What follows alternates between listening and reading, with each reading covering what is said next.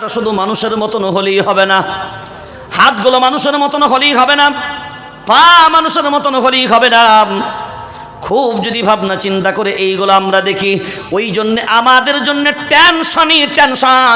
যারা বলবে কোনো টেনশন নাই, টেনশন তাদের হবে না। কারণ পরিষ্কার পরিচ্ছন্ন ভাষাই হলো আল্লাহ যে জিনিস অর্ডার করবেন মানবে না যারা, এখন বিবেক দিয়ে ভাবনা চিন্তা করে জবাব দেন তারা। এখানে বসে আছেন সবাই, আমি জানি না সবার পরিচয়, আমাদের মায়েরাও প্যান্ডেলের ভিতরে আছেন, জানি না তাদেরও পরিচয়। এখন বলেন, আল্লাহ যখন বলেন এই রোজা আমি ঈমানদারদের জন্য ফরজ করেছি, কাদের জন্য? সবাই কাদের জন্য ফরজ করেছে? ঈমানদারদের জন্য। এখন ঈমানদারদের জন্য যদি ফরজ হয়, এই রোজা রাখবে যারা ঈমানদার, সবাই বলে ঈমানদার হবে তারা, এই রোজা রাখবে যারা ঈমানদার হবে তারা। আপনি কি দেখেছেন কোনোদিন এই রমজান মাসকে আল্লাহ কয়টা ভাগে ভাগ করেছে? জোরে বলেন। 3টে ভাগে। কয়দিন কয়দিন? এই 3টের নাম ভিন্ন ভিন্ন দিয়েছেন, 3টের নাম ভিন্ন ভিন্ন দিয়েছেন। প্রথম 10 দিনকে বলেছেন রহমত, তারপরে 10 দিনকে বলেছেন মাগফিরাত, তারপরে 10 দিনকে বলেছেন ইতকুম মিনান নার। অর্থাৎ প্রথম 10 দিন যারা পরিপূর্ণ রোজা রাখবে, রোজার পরিপূর্ণ হক আদায় করবে। এবার একটা কথা এখানে আছে, এই যে রোজা, এই রোজা শব্দের আসল অর্থ হলো নিষিদ্ধ কাজ থেকে বিরত রাখার নাম। বলেন, সবাই বলেন, কি বললাম? রোজা মানে উপবাস না, উপবাসের নাম রোজা নয়। আমাদের সমাজে এটা প্রচলিত ভুল, উপবাস পালন করার নাম রোজা নয়। রোজার আসল অর্থই হলো সমস্ত নিষিদ্ধ কাজ থেকে বিরত থাকা, ও বিরত রাখার নাম হলো রোজা, তার নাম হলো রোজা। অর্থাৎ যা যা আল্লাহ নিষেধ করেছেন। কিন্তু রোজার মাসে একটা বিষয় আমরা লক্ষ্য করে দেখেছি, গীবত সব থেকে বেশি হয়। কি বললাম? কি সব থেকে বেশি হয়? গীবত। আর এই যে জোহরের নামাজটা যখন হয়ে যাবে না, চিচ্চিরের আগের জন্ম হয়। কি রাগ বললাম? চিচ্চিরে বোঝেন? সে কিছু কিছু গোশ হয়, দেখবেন ছেঁচড়া গোশ, ছেঁচড়া গোশ হয় না? এই ছেঁচড়া গোশ যেমন টানবেন, মাল ছিঁড়ছে না, কিন্তু সব দাঁকে লেগে যাচ্ছে। কি এই রোজার মাসে দেখবেন জোহরের নামাজের পরে পরেই মানুষের মিজাজের ভিতরে একটা চিচ্চিরে রাগের ভাব জন্মাবে। ওই জন্য শরীয়তের শরীয়ত দেখেন কঠোর না, বলছে যাদের স্বামীরা খুব জালিম হয়, যারা জুলুম করে, তাদের স্ত্রীদের জন্য শরীয়তের একটা বিধান হলো যে রান্না যখন করবে, যদি মনে হয় যে তার স্বামী খুব জালিম, এখন রান্নায় নুন কম হয়ে গেলে, অন্য কিছু কম বেশি হয়ে গেলে, যদি তার স্বামী তার উপরে জুলুম করে, ওই জন্যে এতটুকুন পারমিশন আছে যে অন্তত জিবে ঠেকিয়ে নুনটা চেকে ফেলে দাও, তবুও জুলুমের হাত থেকে বাঁচো। শরীয়ত এতটা পর্যন্ত দিয়েছে। কারণটা কোথায়? এই জালিমগণের জন্য। আর বাস্তব এই জালিমগণ, আপনি একবার বিবেক দিয়ে ভাবেন না, যে আল্লাহ যখন খাওয়া হারাম করলো, আবার কি কিছু কিছু মানুষ আছে রমজান মাসে খায়, খাচ্ছিস খা বাবা, বিসমিল্লাহ, খাচ্ছে কি শুকর, কি খাচ্ছে? এই কথা বলে না।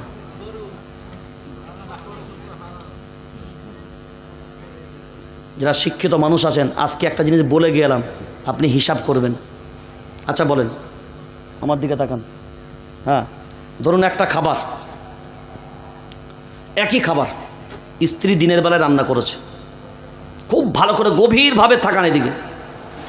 স্ত্রী রান্না করেছে একই হাঁড়ির খাবার, একই চাল, একই তরকারি, একই রান্না। এখন বলেন, এই রান্না করা খাবারটা মাগরিবের ইফতার থেকে 10-15 মিনিট আগে আপনি খাচ্ছেন, খাওয়া কি? জোরে বলেন এই কথাটা, ঘোড়ার ঠ্যাং, সবাই বলেন হারাম। আচ্ছা, ওই খাবারটাই যদি 15 মিনিট পরে যখন ইফতারের টাইম হয়ে গেল, এবার একজন রোজাদার খাচ্ছে, এখন বলেন খাবারটা কি? আচ্ছা, এই হারাম আর হালাল কেন হলো? এবার আমার দিকে তাকান। হ্যাঁ, এই লজিকটা বোঝেন। এটা খাবারের পাত্র, একই হাঁড়ি থেকে খাবার ঢেলেছে, বাসন পর্যন্ত ওই খাবারটা যখন আসছে, খাবারটা হালাল না হারাম? সবাই বলেন না হালাল। এই খাবারটা যখন হাতে তুলে নিয়েছি, এখন বলে খাবারটা হালাল না হারাম? যখন গালের কাছে নিয়ে গেছি তখন হারাম না হালাল? এই খাবারটা বেনামাজির গালে পড়া, এই বেরোজাদারের গালে পড়ার সাথে সাথেই, মানে বেরোজাদারের গালটা কতটা নাপাক যে একটা হালাল খাবার পড়ার সাথে সাথেই, আরে ইয়ার ইসকো বলো না, বেরোজাদারের গালে যতক্ষণ পর্যন্ত না যাচ্ছে খাবার, খাবার হালাল। যেমনি তার গালে শুধু ঠেকলো, পড়লো, এবার বলেন খাবারটা জোরে বলেন। তাহলে একটা হালাল খাদ্য বেনামাজির বেরোজাদারের গাল কত ভেরি ডেঞ্জার, বুঝতে পারেন নাই? বেরোজাদারের গাল কতটা নিকৃষ্ট, কতটা নিকৃষ্ট। এখন বলে যে যার গাল, যার জুবান এতটা নিকৃষ্ট, মনে হয় ওই গাল, ওই জুবান দ্বারা আমার আল্লাহর প্রশংসা আর আমার আল্লাহর কোরআন, আমার আল্লাহর কথা ওই জুবান দিয়ে বের হওয়ার কথা, যার জুবানে শুধু ঠেকলেই হারাম হয়। এবার বলেন মদ বিসমিল্লাহ বলে পান করা জায়েজ? কথা বলে না, মদ বিসমিল্লাহ বলে পান করা যাবে না? শুকর বিসমিল্লাহ বলে, বিসমিল্লাহ আল্লাহু আকবার বলে যদি শুকর জবাই করা হয়, কুত্তা যদি বিসমিল্লাহ আল্লাহু আকবার বলে করা হয়, হালাল না হারাম? বিসমিল্লাহ আল্লাহু আকবার বলে কুত্তা জবাই করলে যেমন হালাল হবে না, ও বেরোজাদার, বিসমিল্লাহ বলে রোজার মাসে দিনের বেলায় চালালেও হালাল, কত হালাল হবে না। এখন এই খাবার যখন খাবা, বিসমিল্লাহ বলে যদি খাও, কি খাবার খাবা?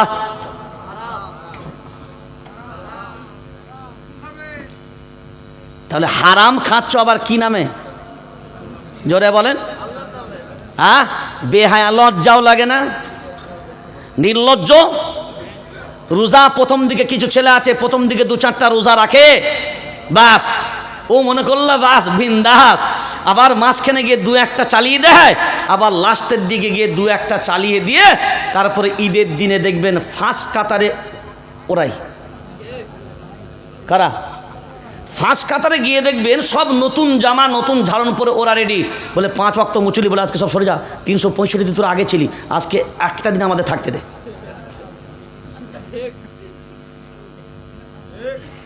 বেরোজাদার যেগুলো ফাঁস কাতার দখল করে, সেইগুলো এমনি এমনি জালিমরা আমাদের উপরে হাবি হচ্ছে না। ন্যায় কথা বলো, মানুষ বিগড়ে যাবে। অন্যায় পথে চলো, কোনো বাধা নাই। মানুষ অন্যায় পথে চলছে, না বাধা আছে না ভাবনা আছে। আর ন্যায়ের ব্যাপারে ভাবনা চিন্তা করলে আবার দেখা যাচ্ছে কিছু কিছু ছেলে আবার আছে, রোজার মাসে হয়তো আল্লাহ তাকে হিদায়াত দিয়েছে, হয়তো নামাজ ধরেছে, আবার একটা টিম আছে গুলোনো মাস্টার, বছরই বাবা 20 সাহেব যাচ্ছে রে, এই চোপ চোপ চোপ হিদায়ত হয়েছে, এমন কিছু সাইড করলো, সে বেচারা বলে ধোদ খুনার ঠেঙ্গা, এতদিন নামাজ পড়িনি ভালো ছিল, আজকে নামাজ পড়তে গিয়ে যদি টোন টিটকিরি মারে তো নামাজ পড়ারই দরকার নেই। এরকম ছেলে তো নাই।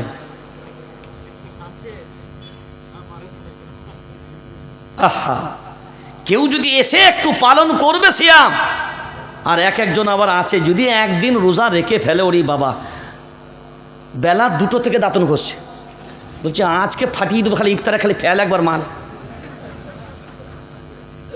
উজা দাঁতে সান দিচ্ছে, সেই ইফতারের সব খাবাররা পর্যন্ত ভয় খাচ্ছে।